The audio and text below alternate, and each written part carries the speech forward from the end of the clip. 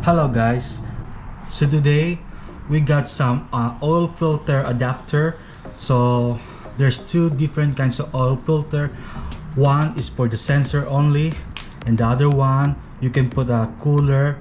So like when you're racing and doing high RPM, it's good to have this one. But I don't drive my car that hard, so I just want to check it, to monitor the temp and the pressure. So I got this one. It's oil pressure, and then this one is the oil temp sensor.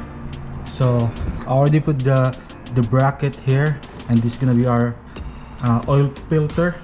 So we're gonna put it there, and I'm gonna show it to you guys how to put this. Okay, so first we're gonna install this in here, and this one, both sensor. But before we do that, we're gonna apply some Teflon tape on it, so just to prevent leaking. You don't need too much of it, just like that. And then this one also. Then follow that, we're gonna bolt it here now. So before we bolt it, because make sure if you're gonna put this sensor is not gonna be like blocking or having like a clearance issue. So check in the engine first before you whether you want to put it here or here. So but mine, I'm gonna put it here, and this one's gonna be in the bottom too, because the only reason I'm not gonna put it here because there's some block metal that going to hit here, and it's not gonna fully close in the filter. I mean the mount in the filter. So I'm gonna put both in here. We're gonna tighten that, but not too tight, so you won't strip the aluminum, because aluminum is very soft metal. So just be careful not to tight too tight. Okay, so before we start, we need to jack up the car so we can go underneath on the car, and then follow that, we're gonna empty the oil on the car.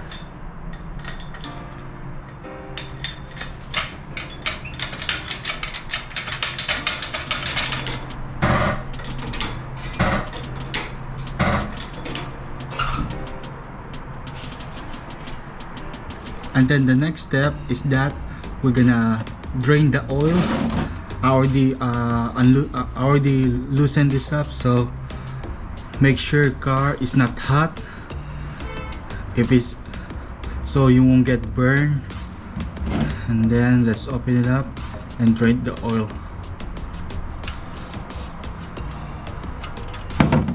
Okay, just let it drain. It might take a few minutes or so to drain that up. After it fully drained, or there's no more drop of oil, the next one's gonna be this one. So we're gonna put the bolt back, tight that back, but not too tight, so you don't strip the aluminum there. Then after you tighten that, we're gonna put this one because it's gonna be slippery, and so it's gonna be tight. You're gonna use, because it's too tight, we're gonna use this one. It's from AutoZone, just to help to remove this. We're gonna use that and a socket wrench so we can loosen it up.